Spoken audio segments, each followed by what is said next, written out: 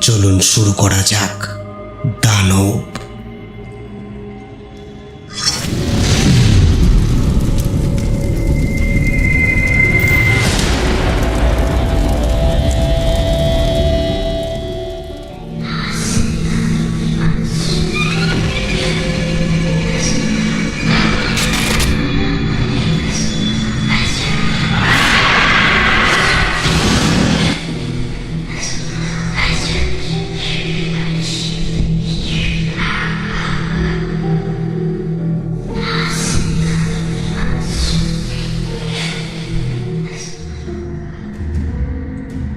কৃষ্ণনারায়ণ তিতিরকে বলে চলেছেন তার বংশের ভয়াবহ এক ইতিহাস।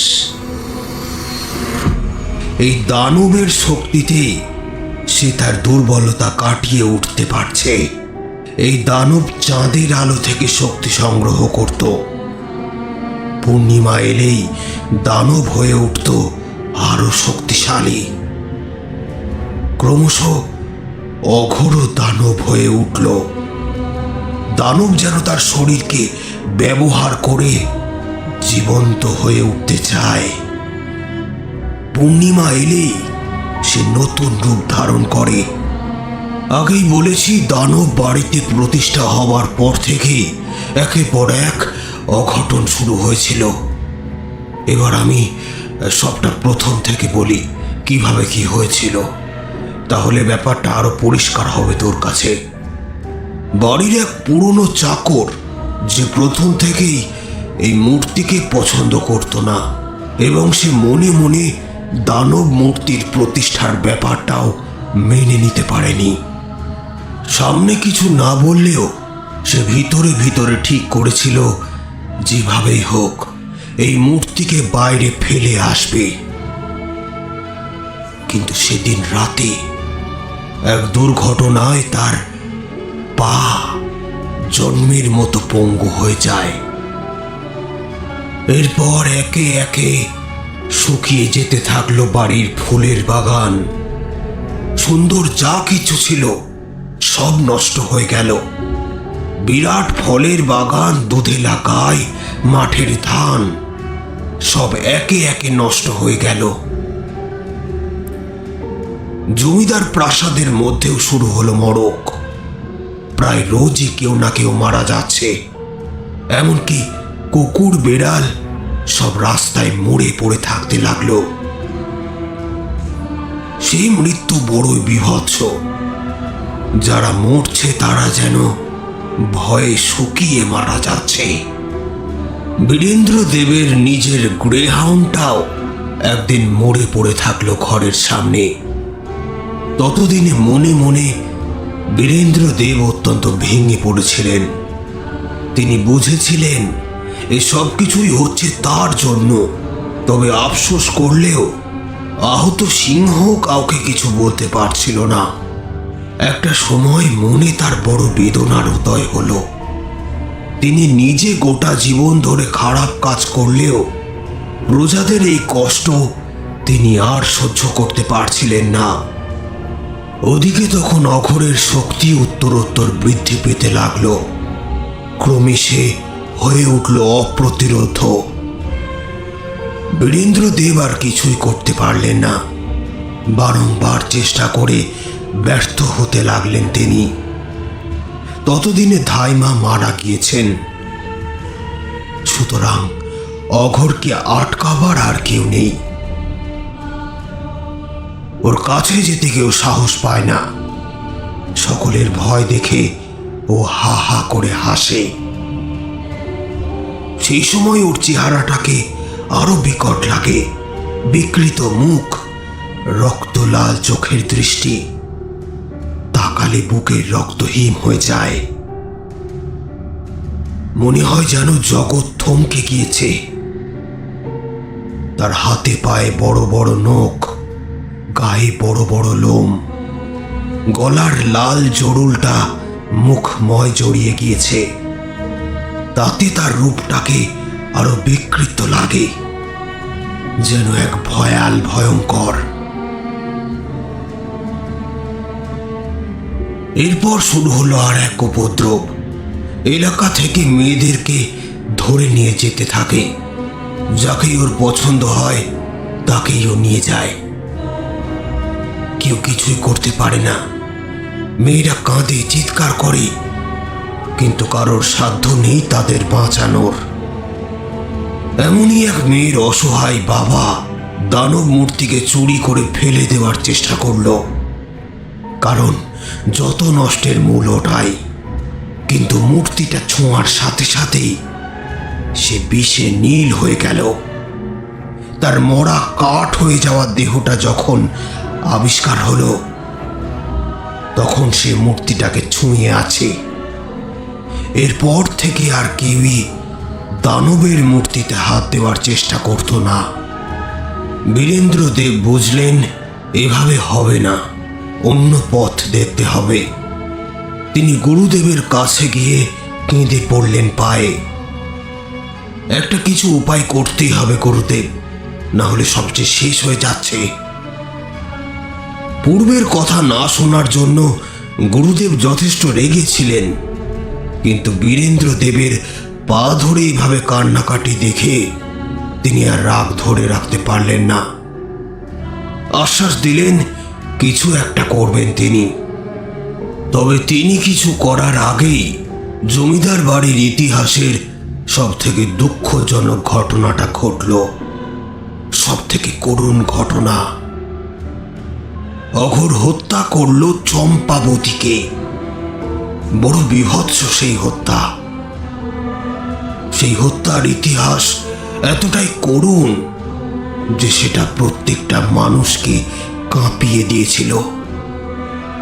কেউ ভাবতেও পারেনি অঘোর এটা করবে। নিজের বোন বলেও মানল না। চম্পার মৃত্যুতে এমন কেউ ছিল না যে কাঁদেনি। সে যে সবার বড়ই আদরের। এই ঘটনায় বীরেন্দ্রদেবের মাথায় খুন চেপে গেল। কিছুতেই তিনি আর এই খুনিকে বেঁচে থাকতে দেবেন না। চম্পা ফিরে আসবে না ঠিকই, কিন্তু এই খুনির রক্তে স্নান করলে তবে তার কষ্টটা কমবে। আর সত্যি এই জঘন্যতম অপরাধের পর যেভাবেই হোক অঘোরকে শাস্তি দেওয়া কিংবা তাকে আটকানো অবশ্যম্ভাবী হয়ে উঠেছিল। ওদিকে অঘোর তখন প্রকাশ্যেই দানবের পুজো করে। ওই দানবকে সে বাবা, মা, বন্ধু সব মনে করত। চিৎকার করে বলতো, ওই দানব ছাড়া আমার কথা কেউ ভাবেনি। এই আমার সব, এই পরিবার আমায় সম্মান দেয়নি, ভালোবাসা দেয়নি, অধিকারও দেয়নি, নামও দেয়নি। আমার থেকে কেড়ে নিয়েছে সব কিছু। যা আমার ছিল সেটাও আমার থেকে কেড়ে নিয়েছে। আমিও কেড়ে নেব এদের থেকে সব কিছু, সুখ, শান্তি, আনন্দ আর প্রাণ। বীরেন্দ্রদেব কোনো হঠকারী সিদ্ধান্ত নেওয়ার আগেই গুরুদেব তাকে আটকালেন। তিনি অনেক খুঁজে, অনেক জপ করে উপায় বার করেছেন। একটাই উপায়। অত্যন্ত সাবধানে সে কথা বীরেন্দ্রদেবকে জানালেন। পরদিন সকালে বীরেন্দ্রদেব অঘোরকে সমস্ত জমিদারি দিয়ে দিলেন, সাথে ওর যা প্রাপ্য সব দিলেন। নাম, প্রতিপত্তি, সম্মান সব। আশালতা দেবী নিজে এলেন জলখাবার নিয়ে। এই মায়ের স্নেহের জন্য সে কতকাল অপেক্ষা করেছিল, কিন্তু ওই জল খাবার খাওয়ার পরই অঘোর হঠাৎ ঘুমিয়ে পড়ল। এটাই যে ছিল একমাত্র উপায়। গুরুদেব জেনেছিলেন অঘোরকে কোনো অস্ত্র দিয়েই মারা যাবে না। একমাত্র উপায় জীবন্ত অবস্থায় কবর দেওয়া। আশালতা দেবী প্রথমটাই কেঁদেছিলেন, হাজার হোক সন্তান তো।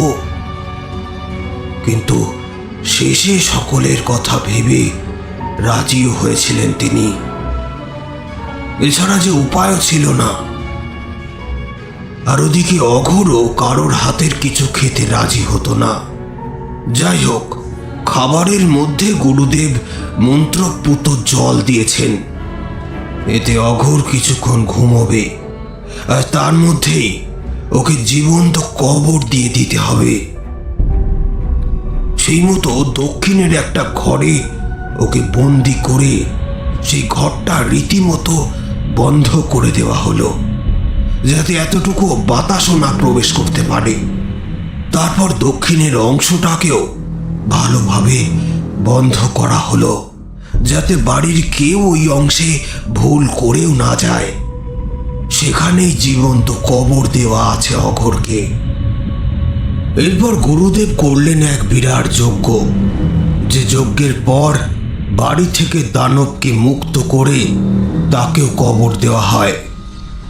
সেই কবরের জায়গাটা যে কোথায় সেটা এতক্ষণে নিশ্চয়ই আন্দাজ করতে পেরেছিস। কথাটা বলে দাদু তিতিরের মুখের দিকে চাইলেন। কোনো উত্তর না পেয়ে আবারও প্রশ্ন করলেন, কিরে বল। তিতির কিছু না বলে চুপ করে অন্য কিছু একটা ভাবছিল। ও হারিয়ে গিয়েছিল অনেক দিন আগের সেই সব দিনগুলোতে। মনে মনে সে ভাবছে, কি অদ্ভুতই না ব্যাপার। এখানে এই বাড়িতে একদিন ঘুরে বেড়াতো ওরা সবাই। সেই চম্পাবতী বলে মেয়েটা, সে তো নিষ্পাপ ছিল, ওকে কেন মেরে ফেলল? কিভাবেই বা মারল? অঘোরের কথাও ভাবছিল। ছেলেটা মায়ের ভালোবাসা পায়নি, তাই হয়তো ওই রকম কঠোর হয়ে গিয়েছিল। আর শেষ পর্যন্ত তার সাথেও তো বিশ্বাসঘাতকতাই হলো। তবে অন্যায়কারীকে শাস্তি তো পেতেই হতো। দাদুর কথা কানে আসতেই তিতির মুখ নিচু করে বলল, তেঁতুল গাছটার কাছে, তাই না দাদু? ওই সেদিন যেখানে কোচিং থেকে ফেরার পথে আমি খুব ভয় পেয়ে গিয়েছিলাম। দাদু নীরবে ঘাড় নেড়ে সম্মতি জানালো।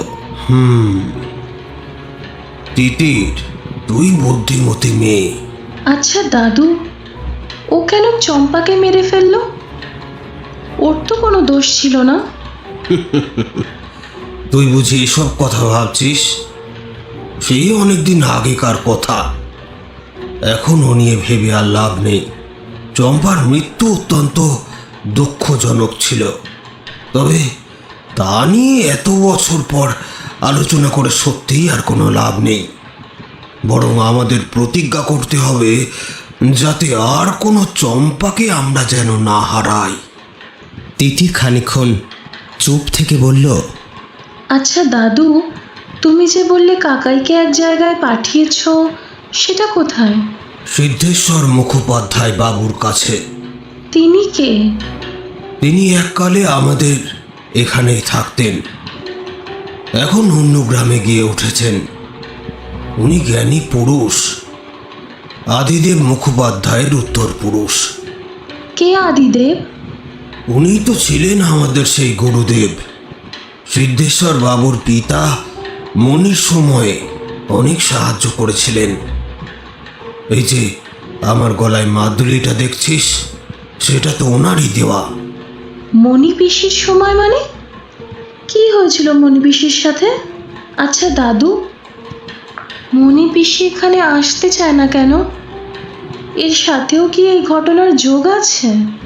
এই কথাটা তুই মনির কাছে জিজ্ঞেস করিস, বলিস আমি বলতে বলেছি। আসলে কি জানিস, দানব তো মানুষের মনেরই অংশ, তাই চাইলেই তাকে একেবারে নির্মূল করা যায় না। গুরুদেব যখন দানব মূর্তিকে কবর দেন, তখন বারবার বলেছিলেন এই বাড়ির কোনো কন্যা যেন কবর খুঁড়ে ওই মূর্তিকে মুক্তি না দেয়, তাহলেই সর্বনাশ। দানব যদি একবার মুক্তি পায়, তবে সব কিছু ছাড়খাড় করে দেবে, তখন আর কেউ তাকে আটকাতে পারবে না। তুই অখিলকে লক্ষ্য করেছিস? দেখেছিস ও কেমন বদলে গিয়েছে? আসলে অখিলের মধ্যে এখন বাস করছে অঘোরের ভয়ঙ্কর প্রেত। দেখছিস না ও কিভাবে আমার থেকে দূরে সরে থাকছে? কারণ আমার গলায় যে এই মাদুলিটা আছে, এই মাদুলি আমার পরিবারকে রক্ষা করার জন্য দীননাথ দিয়েছিলেন। তবে সামান্যতম ভুলের কারণে প্রেত এখন ঘরের মধ্যে প্রবেশ করেছে। তাছাড়া দেহ ধারণ করে নিয়েছে সে। এর ফলে মাদুলি ওকে পুরোপুরি প্রতিরোধ করতে পারছে না। দেহ ধারণে প্রেত আরো বেশি শক্তিশালী হয়, তাই শুধুমাত্র মাদুলির কাছে আসলেই ওর অসুবিধা হচ্ছে, অন্য সময় কিছু হচ্ছে না। তাও যেটুকু প্রতিরোধ করছে, আজ রাতে চাঁদ উঠলেই সেই প্রতিরোধটুকু নষ্ট হয়ে যাবে। কারণ আজ এক বিশেষ শ্রাবণী পূর্ণিমার তিথি। আজকের তিথিতে দানব সর্বশক্তিমান হয়ে যায়। অঘোর তাই চাইছে আজ আমাদের বাড়ির কোনো কন্যার হাতে দানব মুক্তি পেয়ে যাক। তাহলে এই অঘোর আবার তার সর্বশক্তি ফিরে পাবে, আর আমাদের পুরো পরিবারকে হত্যা করবে সে। কারণ আমরা বীরেন্দ্র দেবের বংশধর। সেই কারণেই তো ও কালকে তোকে ওই স্থানে নিয়ে গিয়েছিল। তুই কিন্তু অঘোরকে মুক্তি দিয়ে বড় ভুল করে ফেলেছিস। আমি কখন মুক্তি দিলাম? গুরুদেব যখন দক্ষিণের অংশ বন্ধ করে দিয়েছিলেন, তখন সাবধান করেছিলেন এই বাড়ির কোনো কন্যা যেন ওই অংশে না যায়। ওই দরজা দিয়ে কন্যা প্রবেশ করলেই প্রেত মুক্তি পেয়ে যাবে। শিউরে উঠল তিতির। না জানতে সে কি বড় ভুলটাই না করে ফেলেছে। প্রেতকে ঘরে ডেকে এনেছে সে। যাকে ওসব নিয়ে আর ভাবিস না, সবই নিয়তি। জানিস, আজ যে তিথি, তার ভয়াবহতা সম্পর্কে আদিদেব সাবধান করে গিয়েছিলেন। আমার জীবদ্দশায় এই প্রথম সেই তিথি এলো। জানি না কিভাবে কি হবে, সেই জন্য সিদ্ধেশ্বর বাবুকে ডেকে পাঠিয়েছি। যদি তিনি কিছু বলতে পারেন, কারণ হতে পারে আদিদেব তার পরিবারকে এই বিষয়ে কিছু শিখিয়ে দিয়ে গিয়েছেন। বলতে পারিস সিদ্ধেশ্বর বাবুই আমার শেষ আশা। দাদু এত কৈফিয়ত দিচ্ছে দেখে তিতিরের বেজায় কষ্ট হলো। দাদুকে এতটা অসহায় তিতির আগে কখনো দেখেনি। আচ্ছা তিতির, তুই এখন যা রে মা, আমি একটু সব গুছিয়ে রাখি।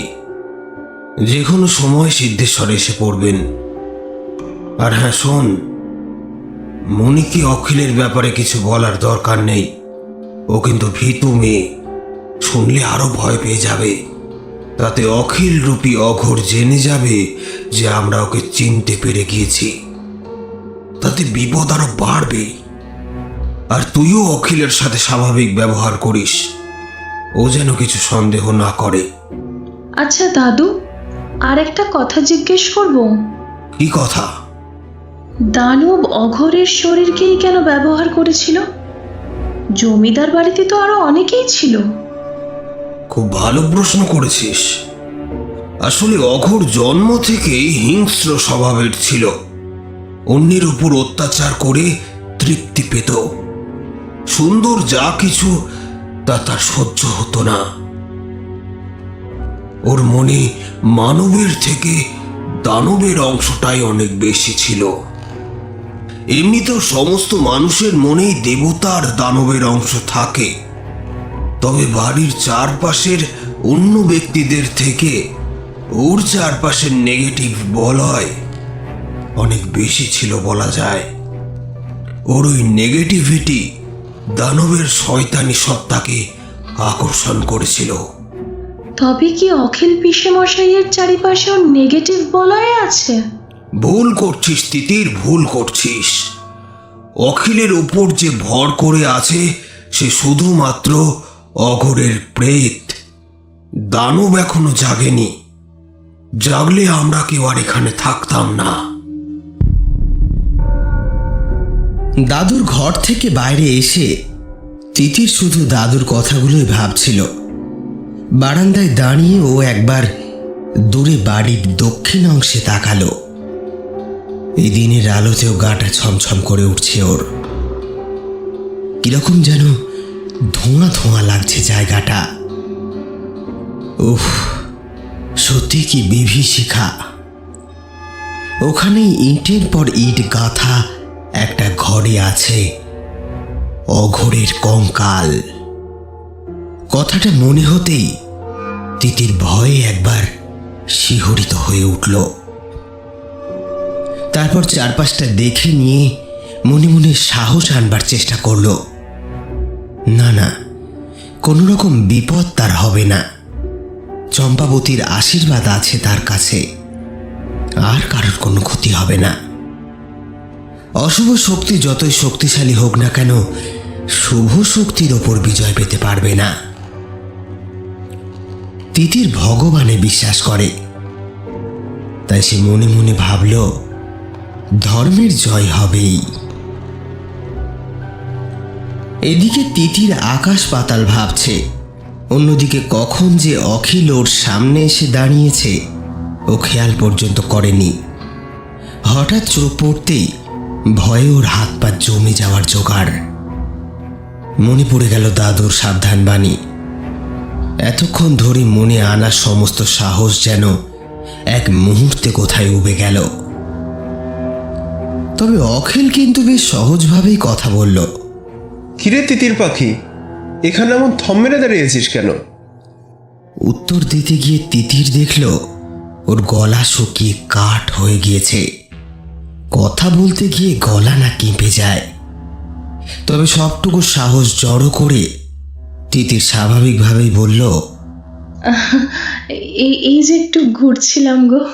কোথায় ঘুরছিস? আমি তো দেখলাম তুই দাঁড়িয়ে আছিস। হ্যাঁ, মানে এখন দাঁড়িয়ে আছি, একটু আগেই ঘুরছিলাম। আচ্ছা, বেশ বেশ। অখিল কিন্তু বেশিক্ষণ দাঁড়ালো না, চলে গেল। ভাগ্যিস গেল, না হলে তিতিরের পক্ষে আর বেশিক্ষণ নিজেকে স্বাভাবিকভাবে ধরে রাখা সম্ভব হচ্ছিল না।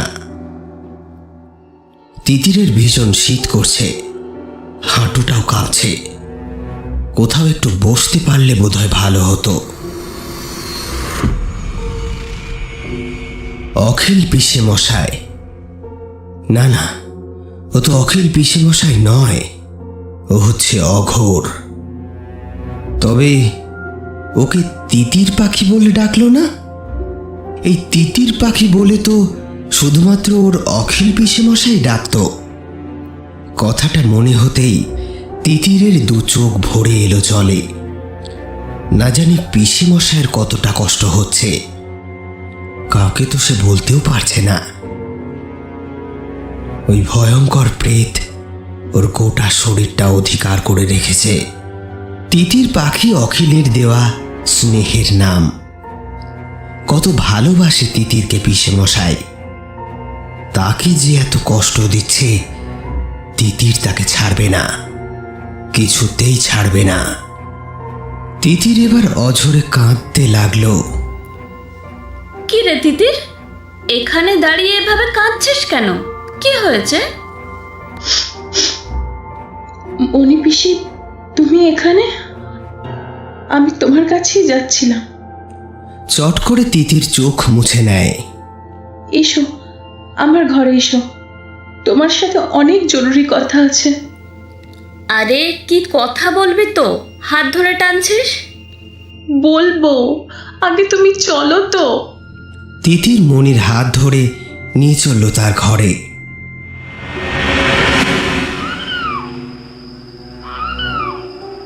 ওদিকে কৃষ্ণনারায়ণ বাবুর ছোট ছেলে রামনারায়ণ অর্থাৎ তিতিরের কাকাই এখন বসে আছে সিদ্ধেশ্বর মুখোপাধ্যায়ের ঘরের দাওয়াতে। সিদ্ধেশ্বর বাবু বাড়িতে নেই, পুজো করতে গিয়েছেন, এখনো ফেরেননি। রামনারায়ণ বাবু ক্রমেই অস্থির হয়ে পড়ছেন। ওদিকে সময় এগিয়ে চলেছে, হাতে আর মাত্র কয়েক ঘন্টা। সিদ্ধেশ্বর বাবুকে না নিয়ে তিনি কিছুতেই ফিরবেন না, এটাই তাদের শেষ আশা, শেষ ভরসা। রামনারায়ণ বাবু আকাশের দিকে চাইলেন। দুপুর হয়ে গিয়েছে, আর কয়েক ঘন্টার মধ্যেই চাঁদ উঠবে, পূর্ণিমার গোল চাঁদ। আরে রামনারায়ণ বাবু, আপনি এখানে? আসলে মুখার্জিদের বাড়ি সত্যনারায়ণ দেবার ছিল, তাই দেরি হয়ে গেল। অনেকক্ষণ এভাবে বসে আছেন বুঝি? ছি ছি ছি ছি, দাঁড়ান দাঁড়ান, চাবিটা খুলে। সিদ্ধেশ্বর বাবুকে দেখে যেন ধরে প্রাণ ফিরে পেলেন রামনারায়ণ বাবু। ধরফর করে উঠে বসলেন। চাবি খুলতে খুলতে সিদ্ধেশ্বর বাবু বললেন, আপনি এখানে এসেছেন, তবে কি সেই দিন উপস্থিত হয়েছে? আপনি জানতেন যে আমি আসতে পারি? মনে মনে কিছু একটা বললেন তিনি। তারপর রামনারায়ণ বাবুর হাত ধরে ঘরের মধ্যে প্রবেশ করলেন। না, ঠিক জানতাম না, তবে আন্দাজ করেছিলাম যে আপনি আসতে পারেন। আসলে আমার দাদু আপনাদের পরিবারের গুরুদেব ছিলেন। তিনি নিজেই কিছু ভবিষ্যৎ সম্ভাবনার কথা লিখে রেখেছিলেন। আমার বাবাও একসময় আপনাদের সাহায্য করেছিলেন। দাদুর ভবিষ্যৎবাণী কখনো মিথ্যা হয় না, বলে যখন গেছেন তখন তো সেটা ফলবেই। তাহলে তো আপনি সবই জানেন দেখছি। রামনারায়ণ বাবু হঠাৎ উঠে এসে সিদ্ধেশ্বর বাবুর হাঁটু চেপে ধরলেন। আমাদের বাঁচান, আপনি আপনি আমাদের বাঁচান। দেখুন, আমি জানি একমাত্র আপনি আছেন যিনি কিছু করতে পারবেন। আমি আপনার কাছে অনেক আশা নিয়ে এসেছি। সিদ্ধেশ্বর বাবু, আপনি কিন্তু দয়া করে আমাকে ফিরাবেন না। আপনি আমাদের ওপর দয়া করুন, আমাদেরকে এই বিপদ থেকে রক্ষা করুন। আরে আরে, এ কি করছেন, এ কি করছেন? পা ছাড়ুন, পা ছাড়ুন। ছি ছি ছি, রামনারায়ণ বাবু, আপনি তো জমিদারের বংশধর। এত ইন্দ্রিয় দুর্বলতা আপনাকে শোভা পায় না। নিশ্চয়ই সাহায্য করব। খানিকক্ষণ চুপ করে থেকে বললেন, চাঁদের আলো সৌন্দর্যের প্রতীক, প্রেমের প্রতীক, মাধুর্যের প্রতীক। ভয়ের প্রতীক তাকে কি করে হতে দেওয়া যায় বলুন? চাঁদের আলোকে তো বন্দি করা যাবে না, বন্দি করতে হবে দানবকেই। কি সব বলছিস তিতির? আমার সাথে আবার কি হবে? কথা ঘুরিও না পিসি, আমি কিন্তু সব জানি। কি জানিস তুই? বড় পাকা হয়েছিস না? দাঁড়া, দাদাকে বলবো। আমাকে লুকিও না পিসি, দাদু আমাকে সব বলে দিয়েছে। বাবা বলেছে তোকে? দাদু তোমার কাছ থেকে বাকিটা জানতে বলেছে। বাবা বলেছে তিতির? তবে তবে কি এবারে কোনো বড় বিপদ আসছে? তিতির দেখল মণি পিসির গলা ক্রমশ কেঁপে যাচ্ছে। তারপর হঠাৎই ভয়ে কাঁপতে কাঁপতে তিতিরের হাতটা জড়িয়ে ধরল। আমি আমি সে কথা আর মনে করতে চাই না তিতির। সে যে কি ভয়ঙ্কর! উফ, আজ 15টা বছর পরও আমি সেই আতঙ্ক থেকে বেরোতে পারিনি। আমার খুব ভয় করে, খুব। তিতিরের ঘরে বসে মণি ধীরে ধীরে বলে চলেছে তার কথা, সেই সব করুণ ইতিহাস। তিতির তখনও হয়নি, মণি ক্লাস 9-এ পড়ে, সেই সময়কার কথা। আমি তখন আমাদের এখানকার বালিকা বিদ্যালয়ে পড়ি। পড়াশোনা নিয়েই থাকতাম, আর মাঝে মধ্যে বান্ধবীদের নিয়ে আনন্দ করতাম। ফিস্ট হতো, আর এইগুলো সব হতো আমাদের কোনো না কোনো বান্ধবীদের বাড়ি। আমার এখনো স্পষ্ট মনে আছে, তখন ছিল বৈশাখ মাস। সে সময় আমি আজকের মতো পূর্ণিমার চাঁদকে ভয় পেতাম না, চাঁদ দেখে খুশি হতাম। আমাকে কেউ কখনো কিছু বলেনি। অনেক দিনকার ঘটনা, সবাই ভুলেই গিয়েছিল। আমি শুধু জানতাম দক্ষিণ অংশে যাওয়া মানা। তা আমি খুব বাধ্য মেয়ে ছিলাম, কোনোদিন ঘুরিয়ে প্রশ্নও করিনি। কিন্তু একদিন একটা ভুল করে ফেললাম, আমার জীবনের সব থেকে বড় ভুল।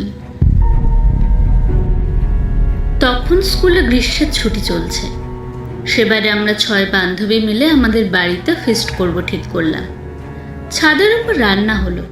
খাওয়া দাওয়ার পর আমরা ঠিক করলাম সবাই মিলে লুকোচুরি খেলব।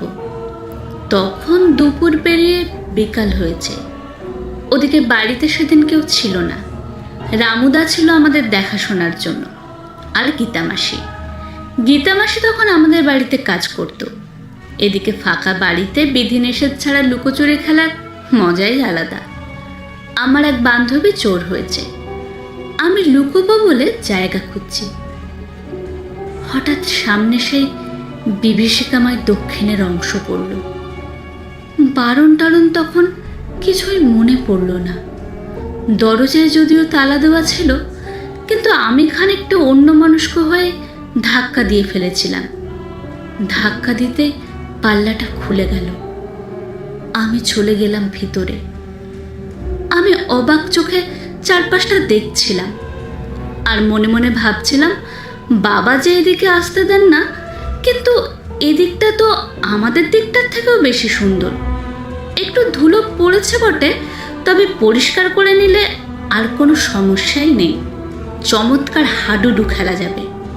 কত বড় উঠোন, এক জায়গায় একটা ধুলো পড়া বেদি, তাতে মূর্তি নেই।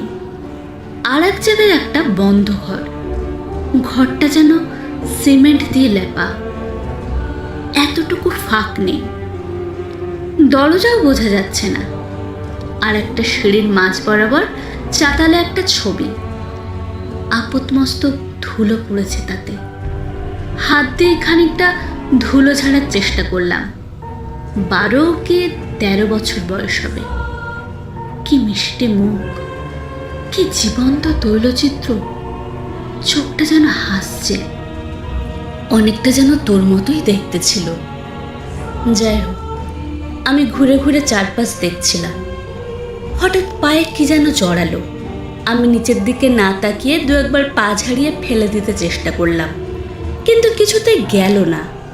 এবার নিচু হয়ে ভালো করে দেখতে গিয়ে আমার ভয়ে লোম খাড়া হয়ে গেল।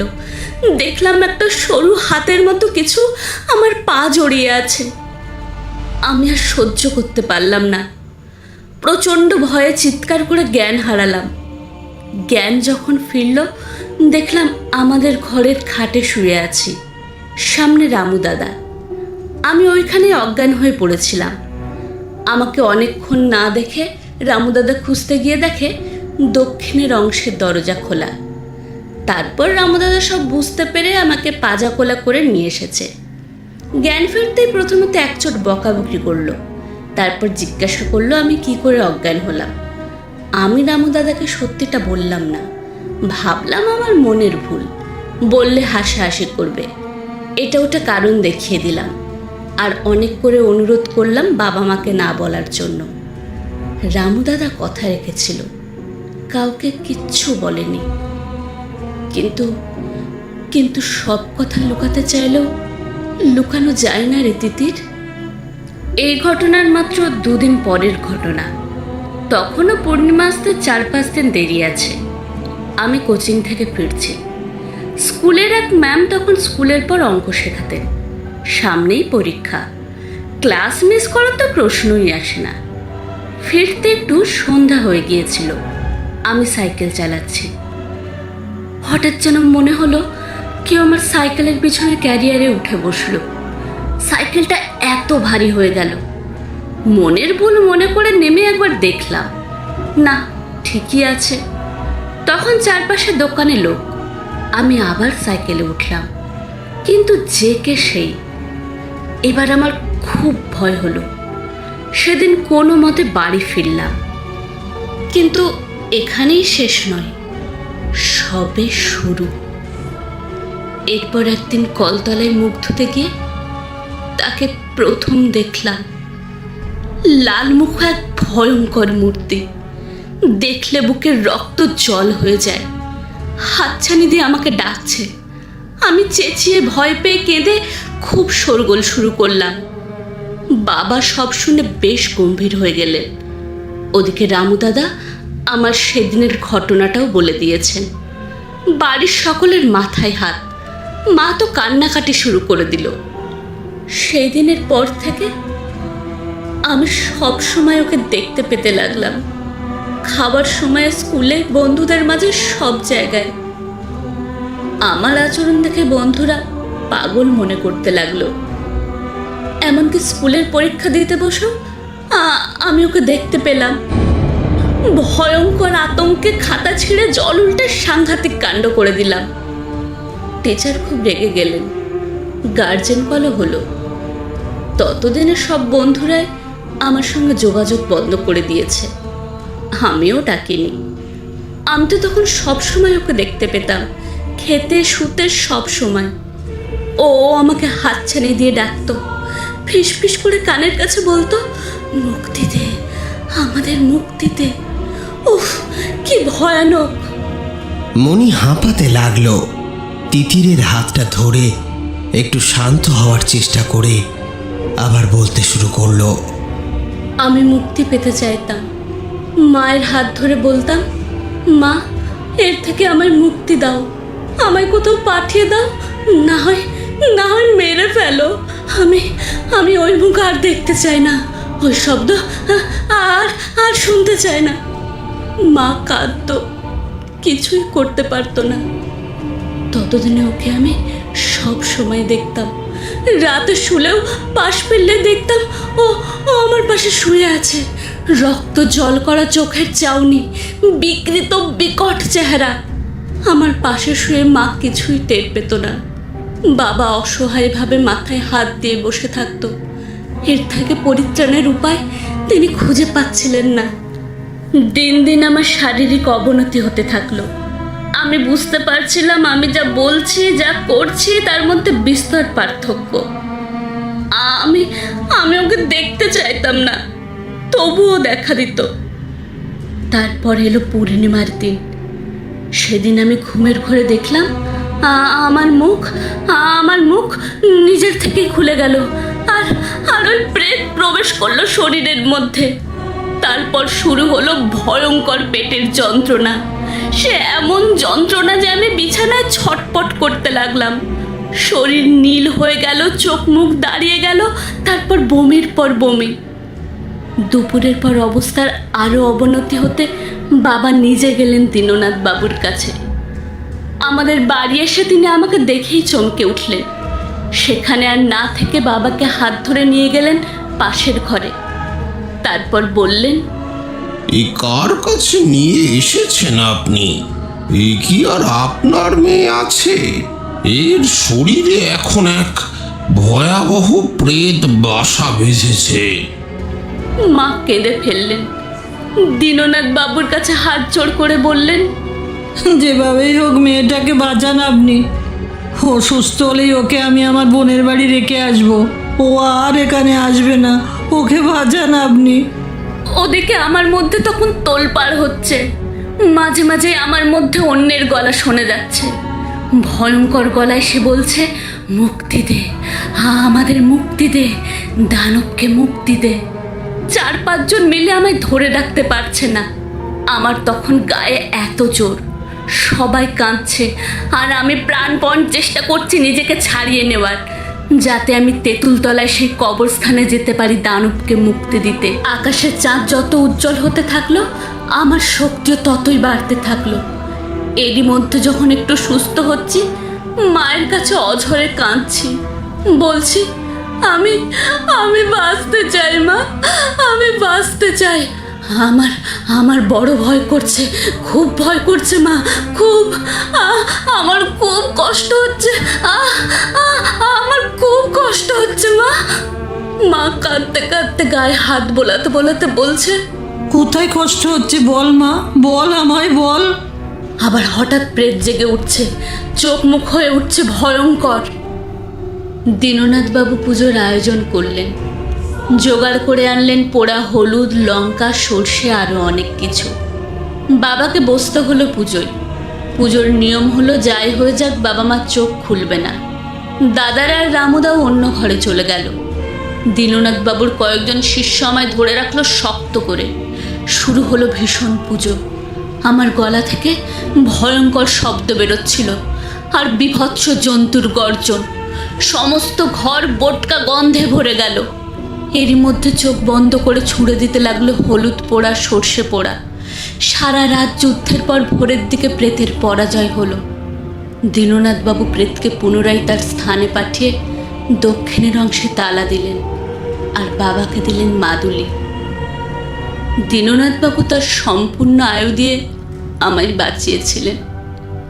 এই ঘটনার কয়েকদিন পর উনি মারা যান।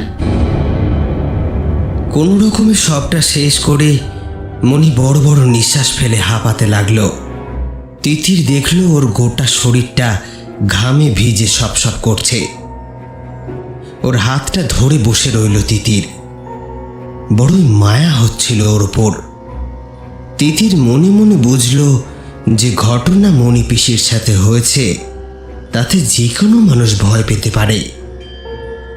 মণি আবার বলল, জানিস তিতির, ওই ঘটনার পর আমি আর কিছুতেই এখানে থাকতে চাইনি। আমি খুব ভয় পাই, খুব। চাঁদ উঠলে আমি কেঁপে কেঁপে উঠি। এখনো সেই দিনগুলো আমার চোখের সামনে ভাসে। উফ, তিতির, আমি ওকে আর একবারও দেখতে চাই না, একবারও না। তিতির চুপ করে থাকে। মণি পিসিকে কি অখিল পিসি মশাইয়ের কথা বলা উচিত? নিজের মনে মনে প্রশ্ন করে সে। তারপর বেশ কিছুক্ষণ বিবেচনা করে সিদ্ধান্ত নেয়, না, এখন সে কিছু বলবে না। কারণ সব শুনে পিসি ভয় পেয়ে যদি কান্নাকাটি করে তবে মুশকিল হতে পারে। অঘোর এক মুহূর্তে সবটা জেনে যাবে। তিতির মনে মনে প্রার্থনা করল, ঈশ্বর করুক যেন মণি পিসির সাথে আর কিছু না ঘটে। ওদিকে আবার কি ঘটল কে জানে। কাকাই কি সিদ্ধেশ্বর বাবুর খোঁজ পেলেন? যদি না পান তাহলে কি হবে?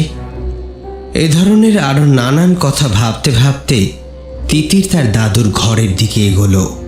দাদুর ঘরের সামনে এসে একবার থমকে দাঁড়ালো তিতির। উঁকি দিয়ে দেখল ঘরের মধ্যে লাল বস্ত্র পরিহিত একজন অচেনা ভদ্রলোক বসে আছেন। মনে মনে বুঝল ইনিই হয়তো সিদ্ধেশ্বর বাবু।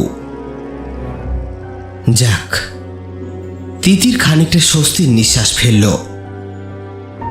ভেতরে যাবে কি যাবে না এই বিষয়ে যখন তিতির ইতস্তত করছে তখন দাদুই তাকে দেখতে পেয়ে এগিয়ে এলেন।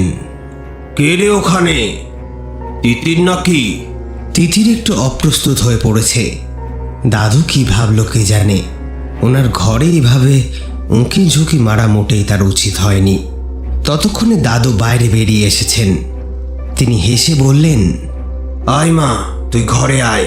আমি যাব দাদু। হ্যাঁ বললাম তো, আয়। তিতির পায়ে পায়ে ঘরের মধ্যে প্রবেশ করল। দেখুন কৃষ্ণনারায়ণ বাবু, আমাদের হাতে সময় খুবই কম। এখন বিকেল গড়িয়ে গেছে, এবার সন্ধ্যা নেমে আসবে। চাঁদ মধ্য গগনে উঠলেই ওর শক্তি কিন্তু সর্বাধিক হয়ে যাবে। তখন আমাদের কিছু করার থাকবে না। সুতরাং যা করতে হবে এর মধ্যেই করতে হবে। এখনও কিন্তু আপ্রাণ চেষ্টা করবে দানবকে মুক্তি দেওয়ার।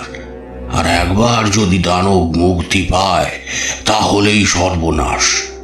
তার আগেই প্রেতকে তার নিজের স্থানে ফেরাতে হবে। আপনি জোগাড়ের ব্যবস্থা করুন। আমি পুজোর সমস্ত সামগ্রী নিয়েই এসেছি। সিদ্ধেশ্বর বাবু এবার ঝুলি থেকে একটা একটা করে জিনিস বার করে সাজাতে লাগলেন, যার কোনোটারই নাম তিতির জানে না।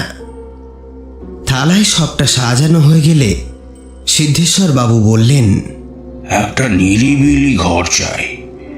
আর কৃষ্ণনারায়ণ বাবু, আপনি আমার সাথে পুজোতে বসবেন। ঘরে খুব বেশি লোক থাকবে না। শীঘ্রই ব্যবস্থা করুন, হাতে আর সময় বেশি নেই। খানিকক্ষণ নীরবে বসে থেকে বোধহয় কিছু ভাবলেন। তারপর বললেন, আমার দাদু পূর্বেই আন্দাজ করে এর নানান বিধি লিখে রেখে গেছেন। তিনি জ্ঞানী পুরুষ ছিলেন। আমি নিঃসন্তান বিপত্নিক, তাই আমি জানতাম এই অগ্নি পরীক্ষা একদিন না একদিন আমাকেই দিতে হবে। এই তিথিতে প্রেতের বিরুদ্ধে পুজো বড় ভয়ঙ্কর। আপনারা সকলে সাবধানে থাকবেন, আর এই বিষয়ে খেয়াল রাখবেন মণি বা তিথির কেউ যেন আজ অখিলের কাছে না যায়। হ্যাঁ, সেই চিন্তা নেই। তিতির তো যাবেই না, মণিকেও আজ যেতে বারণ করে দিয়েছি। বেশ, তবে চলুন পুজোর আয়োজন করা যাক। চলুন চলুন।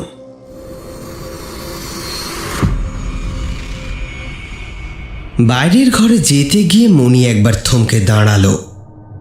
ওটা কে বসে? অখিল না? হ্যাঁ, অখিলই তো। ওভাবে হাঁটুতে মুখ ঠেকিয়ে বসে কেন? এসব ভাবতে ভাবতে মণি অখিলের দিকে এগিয়ে গেল। অখিল, এই অখিল, এভাবে কেন বসে আছো? অখিল চোখ তুলল। চমকে উঠে মণি বলল, এ কি, তুমি কাঁদছো কেন? অখিল চুপ করে রইল। কেন কাঁদছো অখিল? তাও কোনো কথা বলে না অখিল। তারপর মণি আবারও বলাতে সে বলল, মনে তুমি জানো, সবাই আমায় দূরে সরিয়ে রাখছে, সবাই। তখন কথা বলতে গেলাম, তিতির পালিয়ে গেল, যেন ভূত দেখেছে। তারপর চিকু আর তুমি, বাকিদের কথা তো বাদই দিলাম, কিন্তু তুমিও আমার থেকে দূরে সরে যাচ্ছ। কিন্তু কেন মনি, কেন? তুমিও আমাকে ভয় পাচ্ছ, তাহলে আমার আর বেঁচে থেকে লাভ কি? না অখিল, না, এ তুমি কি বলছো? তুমি ভুল ভাবছো। ভুল ভাবছি? তবে তুমি আমার কাছে আসছো না কেন মনি? মনির মনে পড়ল বাবার বারণের কথাটা। কেন যে বাবা বারণ করলো কে জানে, কিন্তু অখিলের থেকে কি ও দূরে থাকতে পারে? সেটাও কি সম্ভব? মনির ভয়ের জন্য অখিল কি কম কষ্ট সহ্য করেছে? তবে এখনো কেন অখিলকেই এসব সহ্য করতে হবে? মনির চোখ দুটো ছলছল করে উঠল। অখিলের দিকে তাকিয়ে বলল, আমি তোমার থেকে একদম দূরে থাকবো না। কেঁদো না লক্ষ্মীটি, তুমি কাঁদলে আমার যে বড় কষ্ট হয়। তবে তুমি আসবে মনি? আজ তোমার জন্য একটা সারপ্রাইজ আছে। আসবে তো আমার কাছে? হ্যাঁ, যাব। তবে কাউকে কিছু বলো না, একটু পরে ঘরে এসো। মনে রাখবে, কেউ যেন জানতে না পারে। হেসে সম্মতি জানালো মণি।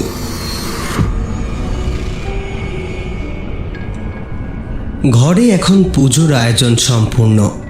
দাদু আর সিদ্ধেশ্বর বাবু দুইজনেই লাল পট বস্ত্র পরে আছেন। সামনে হোমের আগুন। তিতির তাকিয়ে তাকিয়ে আয়োজনগুলো দেখছিল। কি জানি আজ কি হবে। মনে মনে সে ভগবানের কাছে প্রার্থনা করেছে সব যেন ঠিক থাকে। এমন সময় বাইরে একটু একটু করে ঝড় উঠতে লাগলো। গাছের পাতাগুলো আরম্ভ করেছে দুলতে।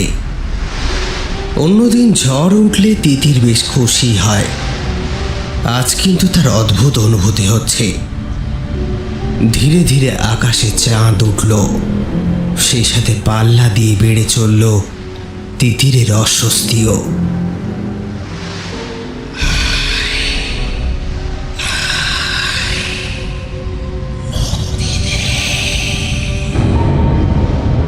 চমকে উঠল মণি। কানের কাছে ফিসফিস করে কে বলল কথাটা। প্রথমে ভয়ে মুখ শুকিয়ে গেল তার। তারপর ভাবল, না না, এই বোধ হয় তার মনের ভুল। তবে না, কিছুক্ষণ পরে আবারও শুনল সে,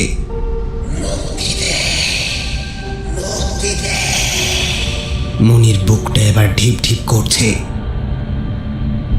একবার এদিক ওদিক তাকালো, কই কোথাও কেউ নেই তো।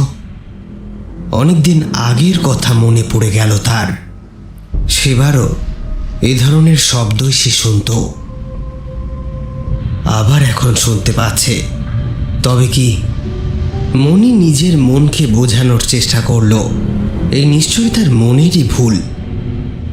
বারবার একই কথা নিয়ে ভাবলে মনি সেটাই ঘটে। আর কিছুতেই এসব ভাববে না সে। একটু আগে তিতিরকে সব কথা বলেছিল তো, তাই হয়তো এখন তার মনে হচ্ছে সব। এত দেরি হয়ে গেল, অখিলটাও এখনো আসছে না কেন? এদিকে ওকে তো আসতে বলেছিল, বাড়ির সবাইকে লুকিয়েও এসেছে। কেউ যদি কিছু বলে তাহলে অখিলের খারাপ লাগবে, আর অখিল কষ্ট পেলে মনি সহ্য করতে পারবে না। ঘরের মধ্যে দাঁড়িয়ে এসবই ভাবছিল সে। এবার আয়নার সামনে গেল চুল বাঁধতে। তবে আয়নার দিকে তাকাতেই ভয় শিউরে উঠল। ঠিক ওর পিছনেই দাঁড়িয়ে ওর দিকে তাকিয়ে আছে এক ভয়ঙ্কর মূর্তি। মনির পা যেন মাটিতে সেঁটে গিয়েছে। চমকে পিছনে ফিরে দেখল অখিল দাঁড়িয়ে মিটিমিটি হাসছে। অখিল, তুমি তুমি কিন্তু কিন্তু আমি এইমাত্র দেখলাম। কি দেখলে মনি? মনি সামলে নিল, তারই মনের ভুল হবে। আকাশ পাতাল ভাবছিল তো, তাই কখন অখিল যে ঘরের মধ্যে প্রবেশ করেছে সেটা সে খেয়ালই করেনি। মুখে কিছু না বলে নিঃশব্দে ঘাড় নাড়ল সে। চাঁদের আলো ছড়িয়ে পড়েছে গোটা ঘর জুড়ে। মনি অখিলের দিকে তাকিয়ে একবার মৃদু হাসল। অখিল এখন মনির দিক থেকে মুখ সরিয়ে দেওয়ালের দিকে মুখ করে আছে। মনির এমন চমকে ওঠাতে অখিল কি আবার রাগ করেছে? মনি অখিলের কাছে এসে পিছন দিক থেকে আলিঙ্গন করে পিঠে মাথা রাখল। পর মুহূর্তেই লাফিয়ে উঠে তাকে মাথা সরিয়ে নিতে হলো। এ কি? অখিলের গাটা এত ঠান্ডা কেন? যেন মরার গায়ে হাত দিয়ে ফেলেছে মনি। অখিল, কোনো সাড়া নেই। আরো একবার ডাকলো, এই অখিল। এবারও সাড়া না পেয়ে মনি অখিলের পিছন দিক থেকে সামনে এসে দাঁড়াতেই প্রচণ্ড ভয়ে এক ধাক্কায় ছিটকে গেল ঘরের কোণে। কোথায় অখিল? ও কে দাঁড়িয়ে তার সামনে?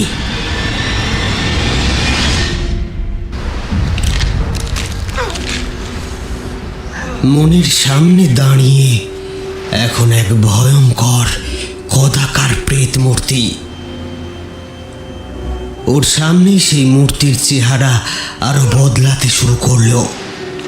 ভয়ঙ্কর বিকট চেহারা, গায়ে বড় বড় লোম, লাল চোখ, মুখ লাল।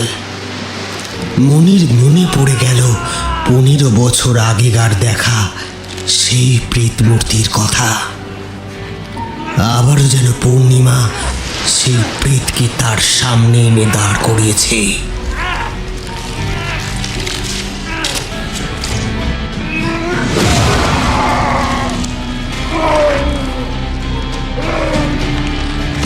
মনি এক চিৎকার করে দরজার কাছে ছুটে গেল। দরজা খুলছে না কেন? দরজা খোলো, দরজা খোলো। তবে দরজা কিছুতেই খুলল না। অগত্যা অসহায়ভাবে পিছনে ফিরে দেখল সেই প্রেত মূর্তি এখন তার দিকেই তাকিয়ে। মুখ দিয়ে তার লালা ঝরছে, বড় বড় দাঁত, বাঁকানো নখ। পুরো ঘর বন্য জন্তুর বোঁটকা গন্ধে ভরে আছে। তার মুখ থেকে বেরিয়ে আসছে জ্যান্ত এক গর্জন। এক পা করে সেই ভয়ঙ্কর মূর্তি এবার এগিয়ে আসছে তারই দিকে। মনি ফাঁদে পড়া ইঁদুরের মতো এক প্রান্ত থেকে আর এক প্রান্তে ছুটে বেড়াতে লাগলো। তবে মুখ দিয়ে তার এতটুকু শব্দ বেরোচ্ছে না। ঘটনার ভয়াবহতায় বোধহয় বাক শক্তি হারিয়েছে সে। ওই ভয়ঙ্কর প্রেত শক্তির কাছে সে পারবে কি করে? প্রাণপণে চিৎকার করার চেষ্টা করছে মণি, তবে চিৎকারটা তার গলার মধ্যেই আটকে যাচ্ছে। বলা ভালো, কেউ যেন আটকে দিচ্ছে। বারবার তার মনে পড়তে লাগলো, কেন যে সে বাবার বারণ শুনল না, কেন এ ঘরে এলো সে? কিন্তু তার অখিল যে প্রেত হয়ে গিয়েছে সে তো সে জানতো না। এই যদি প্রেত হয় তাহলে অখিল কোথায়? মণি ঘরময় ছুটে বেড়াতে লাগলো, কাঁদতে কাঁদতে কাতরভাবে হাত জোর করে অনুনয় করলো, ছেড়ে দাও আমাকে, দয়া করে ছেড়ে দাও। কিন্তু সেই অনুরোধ শুনবে কে? এবার ছুটতে ছুটতে খাটের পায়ায় ধাক্কা খেয়ে পড়ে গেল মণি। অঘোরের প্রেত এখন ঠিক তার সামনে।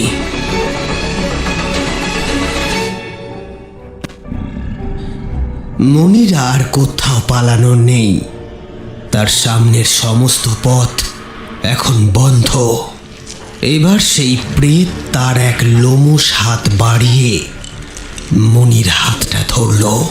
ততক্ষণে মণির চেতনা লোপ পেতে বসেছে। বাঁকানো ধারালো নখে মণির হাত চিরে রক্ত বার হচ্ছে।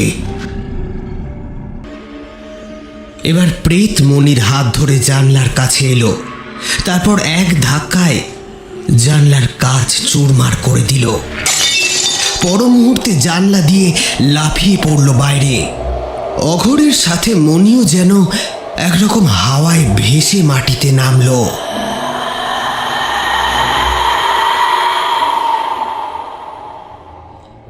হোমের মধ্যে তিতির দেখল আগুনটা কেমন দপদপ করে উঠছে, তারপর ধীরে ধীরে নিভে গেল সেটা। সিদ্ধেশ্বর বাবুও বিস্ময়ে তাকিয়ে আছে সেই দিকে। বাইরে তখন ঝড়ের দাপট বেড়েছে, চাঁদ প্রায় মধ্য গগনে। কৃষ্ণনারায়ণ বাবু বললেন, এটা কি হচ্ছে বুঝতে পারছেন সিদ্ধেশ্বর বাবু? আমার মনে হয় বিপদ যা ঘটার ঘটে গেছে, এ তারই ইঙ্গিত। দানব মুক্তি পাওয়ার খুব কাছে এসে গেছে। আপনার বাড়ির মেয়েদের সাবধানে রাখতে বলেছিলাম আমি। কিন্তু ওরা তো সাবধানেই আছে, আমি নিজে বলেছিলাম। আপনি ভালোভাবে খোঁজ নিন বাড়ির ভিতরে গিয়ে। আমার বিশ্বাস বিপদ কিন্তু ঘটে গেছে। কৃষ্ণনারায়ণ বাবুর বাড়ির ভিতরে যাওয়ার আগেই ভেতর থেকে দুঃসংবাদ এসে হাজির হলো। রামু ছুটতে ছুটতে এসে বলল, সর্বনাশ হয়ে গেছে কর্তা, সর্বনাশ হয়ে গেছে। মণি অখিলের সঙ্গে ঘরে চলে গিয়েছিল সবার নজর এড়িয়ে, কিন্তু এখন ডেকে সাড়া পাচ্ছি না। উঠান থেকে দেখলাম ঘরের জানলা ভাঙা। ও, আমি তো বারণ করে দিয়েছিলাম, কেন গেল সে অখিলের কাছে? এ কি সর্বনাশ এসে উপস্থিত হলো! এখন কি হবে? এক মুহূর্ত আর দেরি করা যাবে না। চলো চলো, সেই তেঁতুল তলায় যাই, মণিকে বাঁচাতেই হবে। কৃষ্ণনারায়ণ রামু আর তিতিরকে নিয়ে বেরিয়ে যাবেই বলে পা বাড়িয়েছে, এমন সময় সিদ্ধেশ্বর বাবু বাধা দিলেন। দাঁড়ান, যাবেন না। এ কি বলছেন সিদ্ধেশ্বর বাবু? আমার মেয়ের বিপদ আর আমি যাব না? গেলেই যে বাঁচাতে পারবেন আপনি নিশ্চিত? আবার সকলে স্থির হয়ে ঘরে বসে পড়েছে। সিদ্ধেশ্বর বাবু কিছুক্ষণ গম্ভীর হয়ে থেকে তারপর বললেন, না কৃষ্ণনারায়ণ বাবু, আপনি গেলেও মণিমাকে বাঁচাতে পারবেন না। আরে কি বলছেন কি সিদ্ধেশ্বর বাবু? আমার মেয়ের বিপদ আর আমি তাকে বাঁচানোর চেষ্টাটুকু পর্যন্ত করব না? আমার কথা এখনো শেষ হয়নি। আপনি কি ভাবছেন আমি হার মেনে নিয়েছি বলে কথা বলছি? না কৃষ্ণনারায়ণ বাবু, তা নয়। আমি প্রাণের মায়া করি না। আমার কে আছে যার জন্য আমি বাঁচব? প্রাণ দিলে যদি মণিমাকে বাঁচানো যেত তাহলে সবার আগে আমিই তা দিতাম। কিন্তু আজকের তিথিতে ওই প্রেতের সাথে আপনি পেরে উঠবেন না। দানবের শক্তি আছে ওর মধ্যে। কবরের মধ্যে থাকলেও ওর যা শক্তি তা আমাদের থেকে ঢের বেশি। সত্য স্বীকার করতে সংকোচ নেই। না না, এক পিতার শক্তির থেকে এক দানবের শক্তি কখনোই বেশি হতে পারে না। আপনি জানেন না, মণি বড় ভয় পায়। আমি যদি এখন না যাই, সে যে পাগল হয়ে যাবে। আপনি শান্ত হন, আবেগের বশে ভুল করবেন না। আমার বাবা বলতেন, বিপদের সময় অস্থির হতে নেই, তাতে বিপদ কমে না, বাড়ে।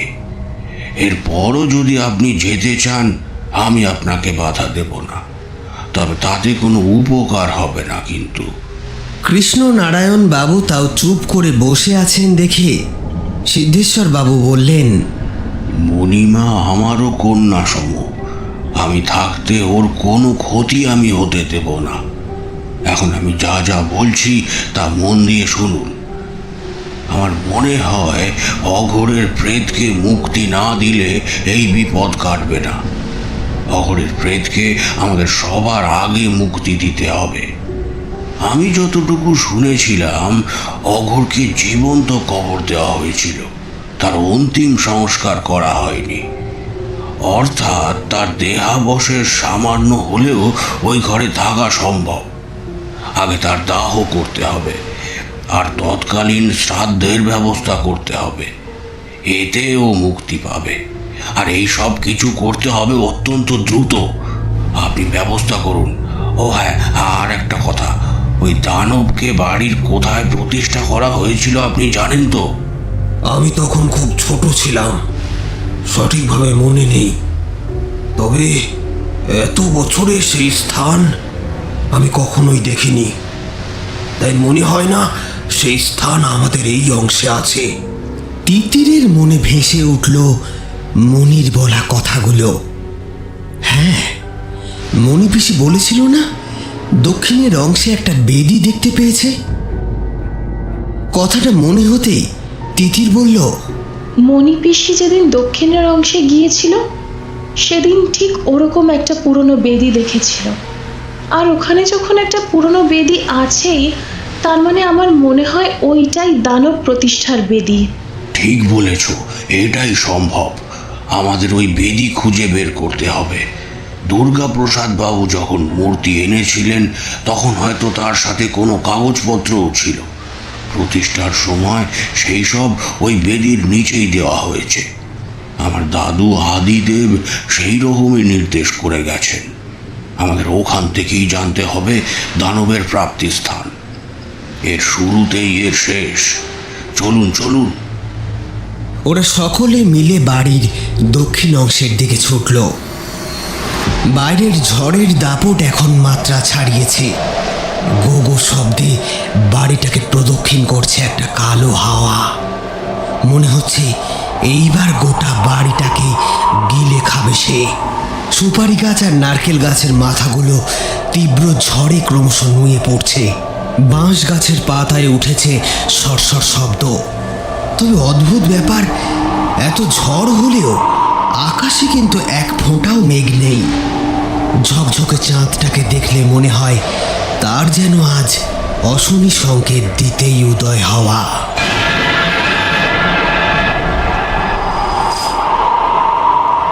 মনির অর্ধ চেতনা লোপ পেয়েছে। বাকি যেটুকু অবশিষ্ট, তার সাহায্যে সে গোটা ঘটনাটা ইতিমধ্যেই বুঝে নিয়েছে। আজ তার আর রেহাই নেই। অঘোরের প্রেত তাকে তেঁতুল তলায় নিয়ে এসেছে। সে যে কি চায় মনি জানে, কিন্তু এর থেকে নিজেকে বাঁচিয়ে পালানো অসম্ভব। বাড়ির কেউ কি এখনো জানতে পারেনি? তবে কেউ আসছে না কেন এখনো? এক একটা মুহূর্ত এক একটা বছরের মতো মনে হচ্ছে মনির কাছে। দূর থেকে ভেসে আসছে কুকুর আর শেয়ালের ডাক। গাছগুলো যেন প্রাণপণে মাথা নেড়ে বাধা দিতে চাইছে। এমন সময় হঠাৎ মনি শুনল সেই ফিসফিসে ডাক, মুক্তি দে, মুক্তি দে।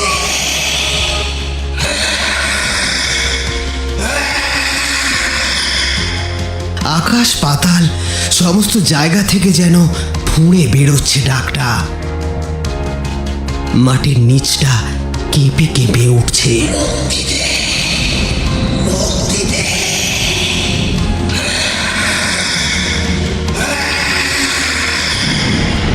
এবার মনি দেখল অঘোরের প্রেত এক পা করে এগিয়ে আসছে তার দিকে। মনি কোনো রকমে নিজের শরীরটাকে তুলে আবারও পালানোর চেষ্টা করলো, কিন্তু এ কি, যেদিকেই সে যায় সেদিকে সে প্রেত মূর্তি তার পথ রোধ করে দাঁড়ায়। অনর্থক কিছুক্ষণ ছোটাছুটি করবার পর বসে পড়ল সে। ওর দুই চোখ জলে ভেসে যাচ্ছে, গোটা শরীর ভিজে গিয়েছে ঘামে। এরই মধ্যে শুনল অঘোরের প্রেত বিকট গর্জন করছে, বলছে,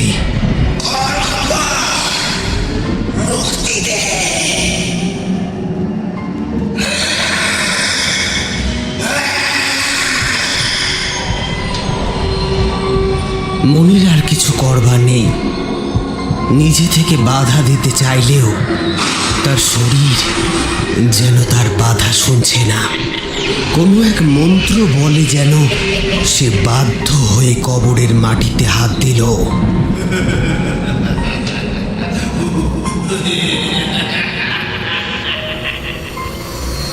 তিতিররা এখন দক্ষিণের অংশের দরজার সামনে। দাদু দরজা খুলছেন। দরজা খোলা হতেই তিনি পাল্লা দুটোকে পিছনের দিকে ঠেলে দিলেন। ক্যাচ করে একটা শব্দ করে দরজাটা খুলে গেল। ওরা দক্ষিণ অংশের বাড়ির মধ্যে প্রবেশ করল। বাড়ির চারপাশে ভয়ঙ্কর মাকড়সার জাল, পুরো ধুলোয় চাপা পড়ে আছে সবকিছু। ওরা বাড়ির প্রত্যেকটা কোণ দেখতে লাগলো। বেশ খানিকটা সময় ধরে খোঁজার পর পাওয়া গেল দরজা জানলাহীন সেই ঘর। দাদু তৈরি ছিলেন, লোকজনকেও বলা ছিল। ঢং ঢং করে গায়েতির ঘা পড়তে লাগলো দরজার ওপর।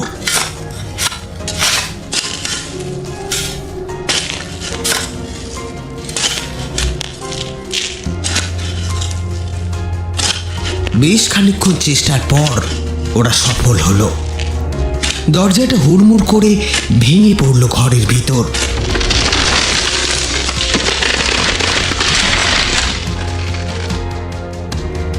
ঘরের মধ্যে থেকে একটা ভ্যাপসা গরম বেরিয়ে এসে ঝাপটা মারল সকলের নাকে।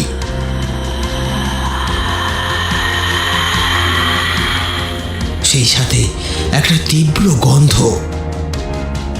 আলো জ্বালিয়ে ওরা দেখল ঘরের এক কোণে সামান্য কিছু দেহবশেষ এখনো পড়ে আছে। সিদ্ধেশ্বর বাবু ছুটে গিয়ে সেগুলো তুলে নিলেন। এবার বেদির খোঁজ। এদিক ওদিক কিছুক্ষণ খোঁজাখুঁজির পর বাড়ির দালানের এক কোণে ধুলো মাখা অবস্থায় সেটাকেও পাওয়া গেল। সিদ্ধেশ্বর বাবু বেদির কাছে এসে হাতের চাপ দিলেন। প্রথম কয়েকটা চাপে কিছুই হলো না, কিন্তু তিনি দমলেন না। পুনরায় চেষ্টা করতে থাকলেন। কয়েকবার চেষ্টার পর বেদিটা খানিকটা আলগা হলো। সিদ্ধেশ্বর বাবুর মুখে হাসি। তিনি বেদির নিচে হাত দিয়ে সেটাকে টেনে তুলে আনলেন। সকলে ভেতরে আলো মেরে দেখল সেখানে হাতে লেখা একটা তাল পাতার পুঁথি পড়ে রয়েছে। সবাই যখন এইসবে ব্যস্ত, তিতিরের হঠাৎ কি মনে হওয়াতে সে সিঁড়ির মাঝ বরাবর রাখা একটা ছবির ফ্রেমের কাছে গেল। বেশ বড় তৈলচিত্র। তিতির দুই হাত দিয়ে ধুলোর স্তর সরাতেই একটা 13-14 বছরের মেয়ের মুখ ভেসে উঠল। বড় বড় চোখ, মিষ্টি সরল মুখ। এমন সময় তিতিরের কানে যেন ভেসে এলো মনির বলা সেই কথাটা, অনেকটা যেন তোরই মতো তিতির। কে মেয়েটা? তখনই পিছন থেকে দাদুর গলার আওয়াজ পাওয়া গেল। কুমারী চম্পাবতীর ছবি এটা, বাবা বাঁধিয়ে রেখেছিলেন। কাছে এসে ছবিটা ভালো করে দেখে ছবিটার গায়ে হাত বোলালেন, বললেন, অনেকদিন আগের কথা, তাই ভালো করে মনে নেই। এখন ছবিটা দেখে মনে হচ্ছে চম্পাবতী যেন খানিকটা তোর মতোই দেখতে ছিল। তিতির বিস্ময়ে তাকিয়েছিল। পিছন থেকে সিদ্ধেশ্বর বাবুর ভরাট গলা শোনা গেল। চম্পাবতীর পুনর্জন্মই হয়েছে কৃষ্ণনারায়ণ বাবু, আর এটা হওয়ারই ছিল। অঘোর চম্পাবতীর অপরাধী। চম্পা যদি তাকে ক্ষমা করে অন্তিম সংস্কার করে, তাহলে ওর মুক্তিপ্রাপ্তি অনেক সহজে হবে। আপনি ব্যবস্থা করুন, অঘোরের অন্তিম সংস্কার কুমারী চম্পাবতী করবে। সেই মতো দ্রুত সম্পূর্ণ আয়োজন করা হয়েছে। শ্মশানের চিতা তৈরি করে তিতির সেই দেহবশেষ নিয়ে তাতে অগ্নিসংযোগ করল। অন্যদিকে সিদ্ধেশ্বর বাবু পবিত্রভাবে শুরু করলেন মন্ত্রোচ্চারণ। নিশীথ রাতের নিস্তব্ধতাকে চিড়ে দিয়ে চারিদিক গম গম করতে লাগলো সেই মন্ত্রের শব্দে। এমন সময় চারপাশটা যেন কালো হয়ে এলো। আকাশের কোলে কালো ঘূর্ণি, সেই ঘূর্ণি যেন ওদের গিলে খেতে চায়। সেদিকে তাকিয়ে সিদ্ধেশ্বর বাবু সভয়ে বললেন, কবরের মাটি খোঁড়া শুরু হয়ে গেছে। মণিমার একা হাতে ওই কবর খুঁড়তে যত সময় লাগবে, সেই সময়টুকুই আমাদের ভরসা। দ্রুত শ্রাদ্ধানুষ্ঠান করতে হবে। অন্যদিকে কবরের মাটিতে হাত দিতেই মণি দেখল চারপাশের পরিবেশ বদলাতে আরম্ভ করেছে। ভয়ঙ্কর সব শব্দ শুরু হলো। আকাশ পাতাল, সামনে পিছনে ডানে বামে সব দিক থেকে ভেসে আসছে ভয়াবহ সব শব্দ। মনে হচ্ছে জগতের সমস্ত প্রেত জেগে উঠেছে এই রাতে। শ্মশানের মরা জাগছে।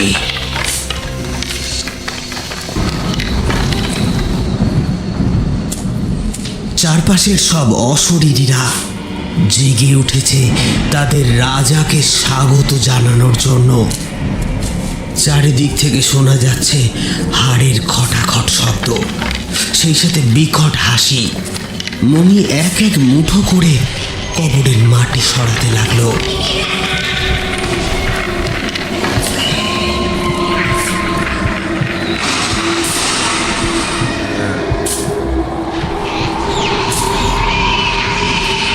ওদিকে তিতির আর সিদ্ধেশ্বর বাবু পুজোয় বসেছেন। প্রচণ্ড ঝড় মাঝে মাঝে আগুন নিভিয়ে দিতে চাইছে।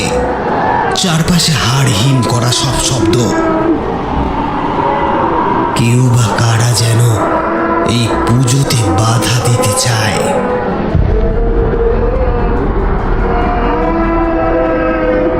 সিদ্ধেশ্বর বাবু বলেছেন কোনো দিকে মন না দিতে। তিতিরও তাই মনকে শক্ত করল। বাইরের কোনো কিছুতে সে মন দেবে না আজ। সিদ্ধেশ্বর বাবু তিতিরকে দিয়েই মন্ত্রোচ্চারণ করাচ্ছেন। সব শেষে ওনার নির্দেশ অনুযায়ী তিতির 3 বার বলল, আমি তোমায় ক্ষমা করলাম, তুমি মুক্তি পাও, প্রেত যোনি থেকে তোমার মুক্তি হোক।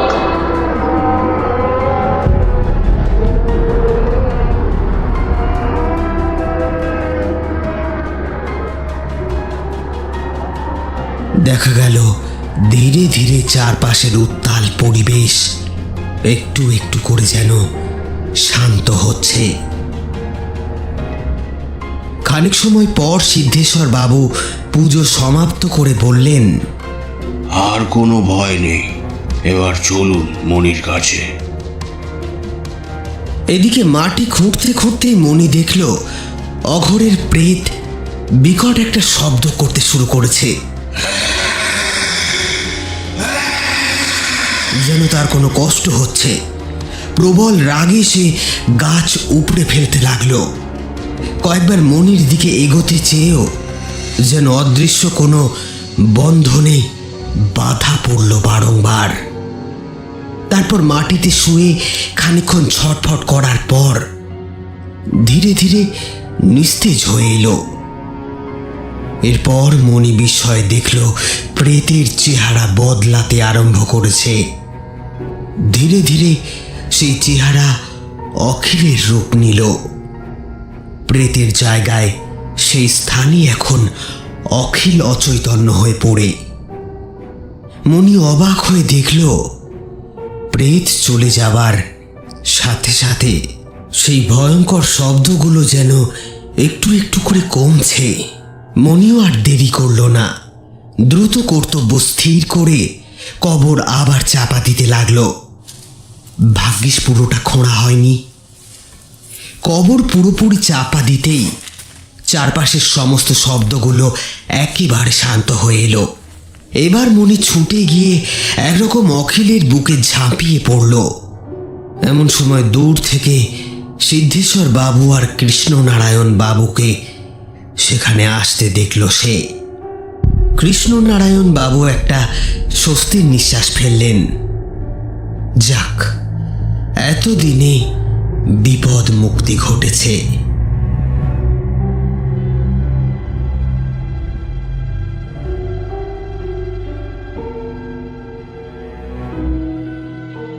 দুই দিন পেরিয়ে গেল।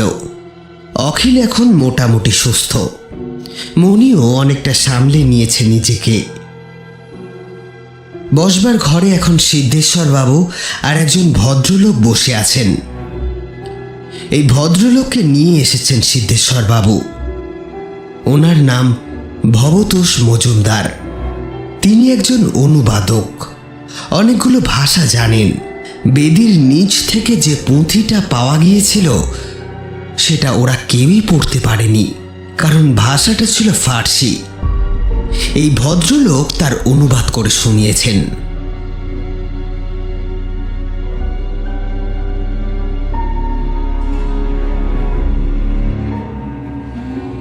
কিছুক্ষণ আগে সিদ্ধেশ্বর বাবু এলেন, সঙ্গে এই নতুন ভদ্রলোক। সবার সঙ্গে পরিচয় করিয়ে দিলেন তিনি। তারপর তার হাতে তুলে দিলেন পুঁথিটি। কি জানা গেল সেটা থেকে সেটাই বলি। পুঁথিটাকে একটা ছোটখাটো ডায়েরি বলা যেতে পারে, দুর্গাপ্রসাদ বাবুর ডায়েরি। দানব মূর্তিটির জন্মের ইতিহাস তিনি জানতে পারেননি, তবে তিনি অনুমান করেছিলেন মূর্তিটি হয়তো 10ম থেকে 12 শতকের মধ্যে তৈরি হয়েছিল। দুর্গাপ্রসাদ বাবুর বক্তব্য অনুযায়ী ঘটনাটা কতটা এই রকম। তিনি সেই সময়টায় সমুদ্র পথে বাণিজ্য করতেন। এক দেশ থেকে আর এক দেশে দাপিয়ে বেড়াতেন। নানান জায়গা থেকে নানান জিনিস সংগ্রহ করার বাতিক ছিল তার। এইভাবেই অনেক সুন্দর সুন্দর জিনিস তিনি জোগাড় করেছিলেন। এরকমই একটা দিনের কথা। বাণিজ্য দ্রব্য বোঝায় জাহাজ করে তিনি ফিরছিলেন চীন দেশ থেকে। সঙ্গে একজন চীনা ভদ্রলোক। ভদ্রলোক বাংলাদেশে আসছিলেন, তাই দুর্গাপ্রসাদ বাবু তাকে নিজের জাহাজে আসতে বললেন। বেশ কয়েকদিন চলার পর একদিন শুরু হলো ভয়ঙ্কর সামুদ্রিক ঝড়। ঝড়ে জাহাজ প্রায় ডুবে যায় অবস্থা। অনেক কষ্টে তিনি বাঁচালেন বটে, তবে জাহাজ দিক ভুল করে অন্যদিকে চলে গেল। ঝড় থামবার পর দিক ঠিক করে পুনরায় আবার যাত্রা শুরু করলেন।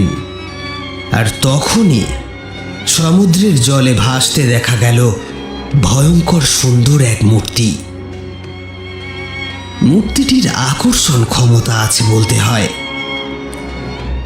সেই চীনা বন্ধুটি সকলের কথা অমান্য করে সমুদ্রের জলে ঝাঁপিয়ে মূর্তিটা তুলে আনলেন। তবে অদৃষ্টের পরিহাসে চীনা ভদ্রলোকের আর বাংলায় আসা হলো না। অজানা চরে মাঝপথে প্রাণ হারালেন তিনি। এরপর দুর্গাপ্রসাদ বাবু মূর্তিটি হস্তগত করলেন। মূর্তিটির প্রতি তার লোভ জন্মেছিল, কিন্তু কিছুদিন পরে তিনি বুঝলেন কি ভুলটাই না তিনি করছেন।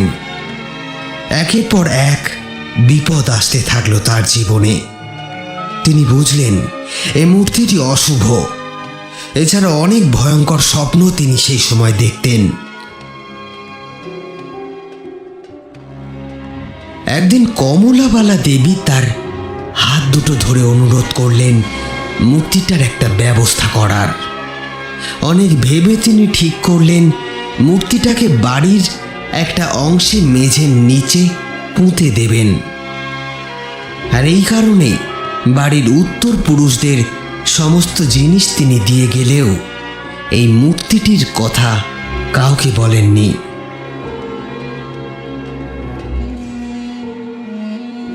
তো এই ছিল মোটামুটি পুঁথিতে উল্লেখিত গল্প।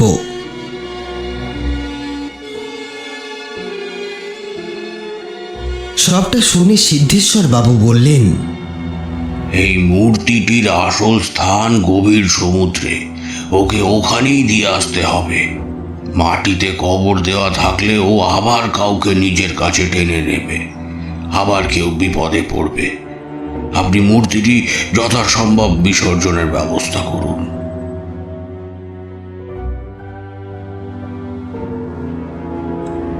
মাসখানেক কেটে গিয়েছে। তিতিরের বাবা, কাকাই আর সিদ্ধেশ্বর বাবু তিনজনে মিলে গিয়ে একদিন মূর্তিটাকে মাঝ সমুদ্রে বিসর্জন করে এসেছেন। অখিল আর মনির জীবনও এখন স্বাভাবিক। ওরাও ফিরে গিয়েছে নিজেদের জীবনে। তিতির অবশ্য মাঝে মাঝে চম্পাবতীর কথা ভাবে। কেমন ছিল সেই মেয়েটার জীবন? তিতির কি সত্যিই চম্পাবতী ছিল? সেই মেয়েটিও কি তিতিরের মতোই চিন্তা ভাবনা করত? এসব ভাবলে মনটা কেমন যেন অন্যরকম অনুভূতিতে ভরে যায় তার। পর মুহূর্তে আবারও মনকে সান্ত্বনা দিয়ে সে ভাবে চম্পাবতীর কথা আর সে মনে করবে না। ও তিতির, শুধুই তিতির, আর কিছু সে ভাবতে চায় না। নিজের জীবনেও ভীষণ খুশি। ও তিতির হয়েই বাঁচতে চায়। এখনো পূর্ণিমা আসে। তিতির পূর্ণিমার রাতে ছাদে গিয়ে চাঁদের জ্যোৎস্না মাখে। আকাশের দিকে তাকিয়ে ওই গোল চাঁদটাকে দেখে, উপভোগ করে।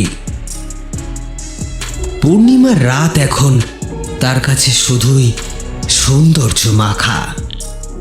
এখন আর কোনো ভয় নেই।